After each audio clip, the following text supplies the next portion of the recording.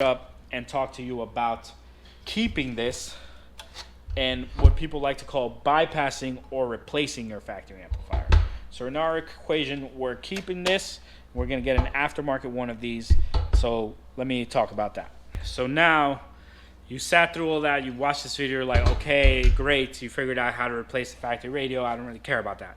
In your case, you want to keep the factory radio. You want to run aftermarket amps. You want to build a big system. You want better sound, etc. What I'm going to tell you is be prepared to spend money. Be prepared for this to get expensive fast. When you want to bypass this right here, you are eliminating the digital communication we talked about earlier that is only available currently between the factory radio, your aftermarket radio, and our ELS amplifier interface. So since you're getting rid of this part of the equation, this, like we mentioned before, only sends a 1 volt fixed output at all times. What the hell does that mean? That means when you turn this volume knob with your new aftermarket amplifier hooked up, it's not going to get any louder. This doesn't change any volume. This right here, when you turn it, sends commands to this to change the volume. So if you're going to bypass this guy, remove it altogether, you do get a 1 volt full range preamp output that is fixed out of this radio stereo. You get left and right only. If you put this into DTS or Dolby mode, you can get 6 channels of output that are all fixed to 1 volt, but assume that you're only going to get 2 channels of audio left and right, 1 volt fixed at all times. That's not the best output, but it is workable. You can use different components to basically make your vision a reality with aftermarket amplifiers. So what you're going to need to bypass this guy altogether is an amplifier that has upmixing. I suggest a DSP and at least 10 or 8 channels of output, depending whether you want to go active in your front stage. That amplifier is also going to need a DRC or some sort of volume adjustment or control at the front. So ultimately what you will end up with is an amplifier somewhere in the trunk, etc. Audison has solutions. Right now I'm showing you the BitNove. This isn't a amplifier, it's a DSP, but Audison has solutions available. Ultimately you're going to get something like this, Alpine JL Audio. They're all really expensive. You're going to spend like $2 grand if you're going this way.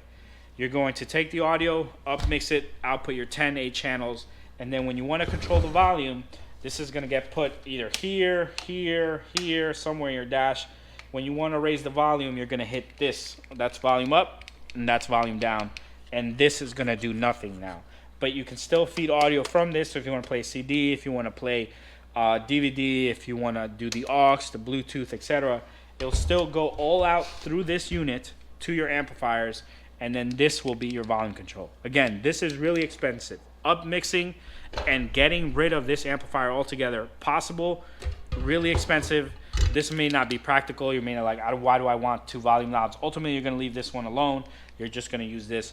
But that's really your solution if you want to fully eliminate the factory amplifier, is to get an amplifier with a dedicated volume control and some upmixing, most likely a DSP, so you could set all the proper crossover points, etc. And then you want at least 8 or 10 channels of output depending on your stage. Now, I usually don't suggest that to most people because it's very expensive and most people aren't going to be able to, 1, afford the equipment, and then 2, it's a huge complex installation to know what you're doing. It's not really plug and play. You need to figure out where you want what speakers to sound, etc. It can get complex fast, and you're going to have issues unforeseen. Something that we had an issue with in a car, we did an MDX with a pretty big system where we took that audio, upmixed it. Then when they were on the phone, you heard it on all the speakers, and that created a echo for that person who was listening to them. We found that if you lowered the volume to the right volume, then you can get away with it, and the customer was fine with that. But you may not know, that may not be good enough for you. So just know if you're going that way, you might have an issue here or there. Just beware, it can happen.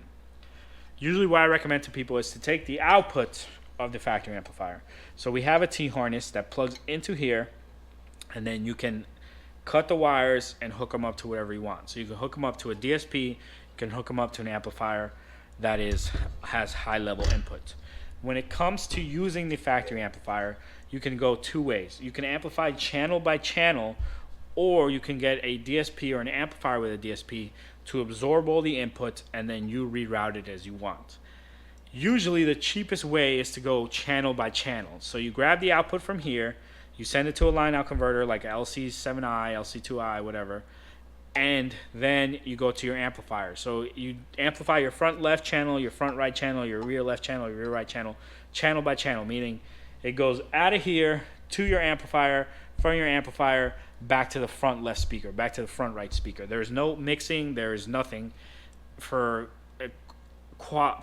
audio quality, it's just volume. So whatever the front left speaker plays now, it's going to play it again. It's just going to be twice as loud, 3 times as loud. When you amplify channel by channel, you'll buy this harness from us. It's going to plug in right here. Come on. Okay, it's going to plug in right there. You're going to plug this back into the factory. Now you have to decide, you know what, I just want my 4 door speakers to be louder. Okay, so you want your 4 door speakers to be louder. So let's get our front left positive and negative, and our front right positive and negative. And now we're going to take these. Where's my other front left? Here, so our 2 front speakers. Plug this back into the car.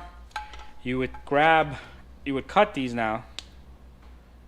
Remember, this is still plugged into the car. So these are gonna lead to your speaker. So this is gonna go, try to get your diagram. This is gonna go, this side right here is gonna go on the output side of your amplifier. So hopefully I can get that. Output side of your amplifier, front left, front right. This is gonna go on the input side of your amplifier. I think this has high level through these inputs right here. So it'll go on this side. Now you, through this amplifier, only amplified your front left and your front right. These are here. Everything else is going straight out of the amp to the factory speakers, factory connection. Only your front speakers are louder. And this is how you can go channel by channel to only the channels that matter. Because if you just want louder, do you really care if your satellite speakers are louder? Or do you care if your rear door speakers are louder?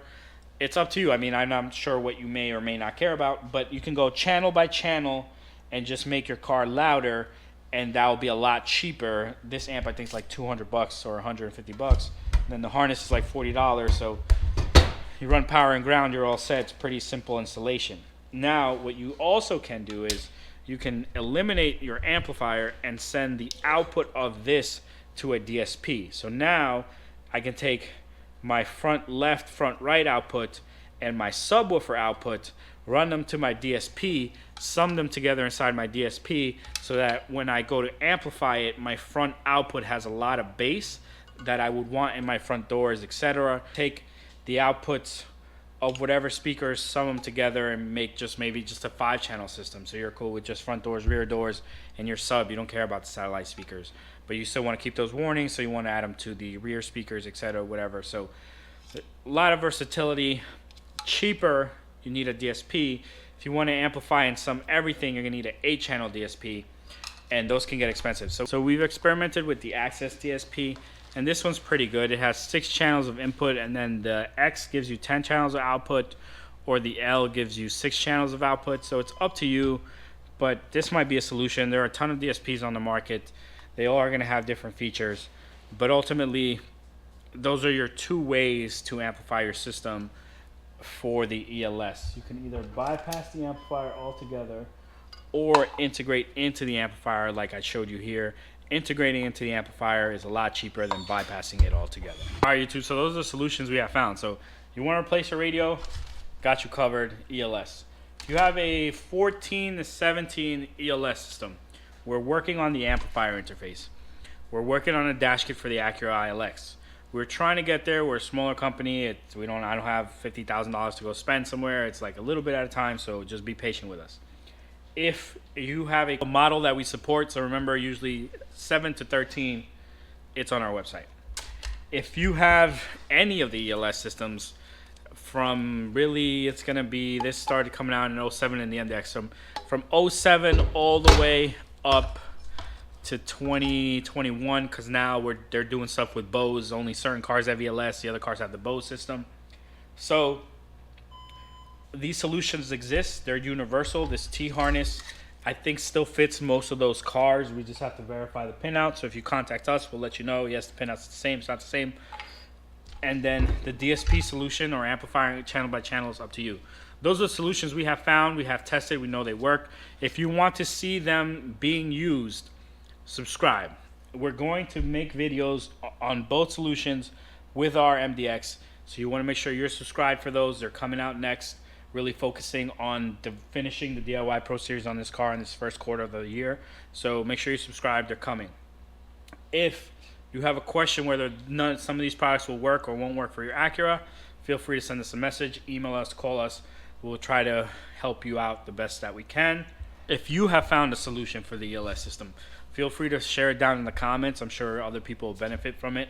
This is something that is, forever evolving. So if you have a better suggestion or if you have a better solution, let us know. Let the people in the comments know. It can help everyone out here.